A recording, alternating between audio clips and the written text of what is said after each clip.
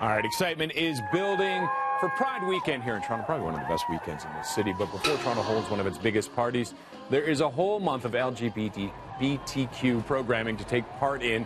Pride Toronto's Executive Director, Olivia Newma, is here to talk a little bit more about what will be going on for the next little while. Olivia, thank you very much for joining us today. Thanks for having me. It is a celebration, but also this year there's a very serious side to the festivities and the events that are going on. The Until We're Safe campaign, of course, is the big focus. Let's talk a little bit about that. Until We're Safe is a campaign that was created between Pride Toronto and about 10 to 15 other LGBTQ plus serving organizations. And the idea here was to get members of the community to talk about their experiences of being members of the LGBTQ plus community, especially those members that are perhaps exist in other sort of lesser well-known outside the community, communities within the acronym. So we are incredibly concerned about the experience of trans women of color. We're incredibly concerned about the experience of gay men.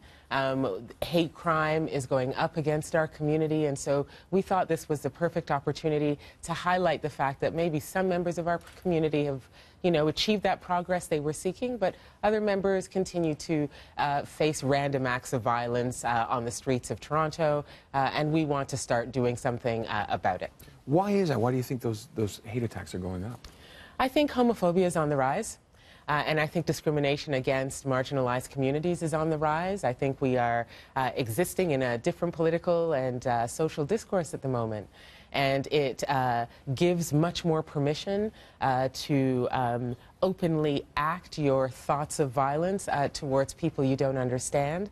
And in this case, it's focused on LGBTQ plus communities and, foremost on the Jewish community. And so is this the reason, obviously the reason for bringing it, like this is one of the most activist prides we've seen in a long time, in the last few years, of course, but it's really stepped up for that. But we're also talking about the AIDS campaign, 35 years of AIDS activism, which is hard to believe. It is. It's, Toronto was and continues to be a bedrock of advocacy and campaigning on HIV and AIDS. We started the process of grassroots activation in this area and of ensuring that there was equal and universal access to the medicines when required in order to manage the chronic illness and in order to manage HIV and AIDS. It became an international fight, but we are looking to sort of look at those days again and look at the biggest activists in those movements, especially AIDS Action Now, celebrate some of their wins, but also talk about where HIV is today and what we need to do about some of the discrimination that still exists on the statute books. And it's difficult because the numbers are actually rising again, aren't they? It is, and the numbers are rising particularly among black young males in America, black African Caribbean young males, especially those that are members of the community.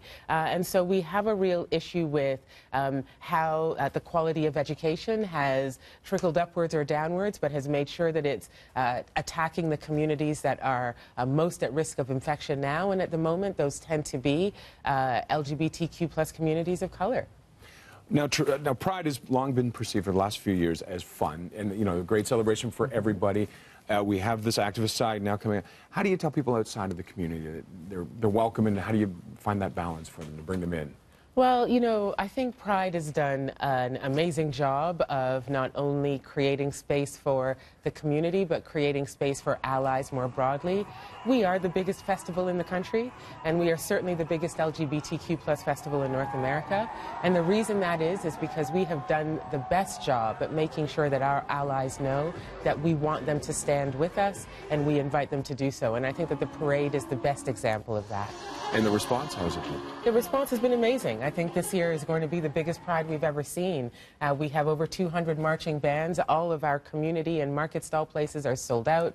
That's well over 250. It's going to be a bumper Pride this year for sure. And also, there are, until we're safe, for 35 years of AIDS activism, there is a display tomorrow night for this big installation party. Yeah, so the AGO every year tend to do our kickoff party, our launch party, this first Thursday, which is tomorrow. We will be looking at AIDS Action Now. We will be looking at our campaign, www.untilwe'resafe.org, where you can go to get more information. But there will be huge displays of all of this at the AGO, in addition to sort of queer art and queer culture for everybody to see. All right, Olivia, thank you very much for joining us today. Thank you. And happy Pride. Thank you. For more info on Until We're Safe, the hashtag Until We're Safe, and this year's Pride festivities, head to breakfasttelevision.ca.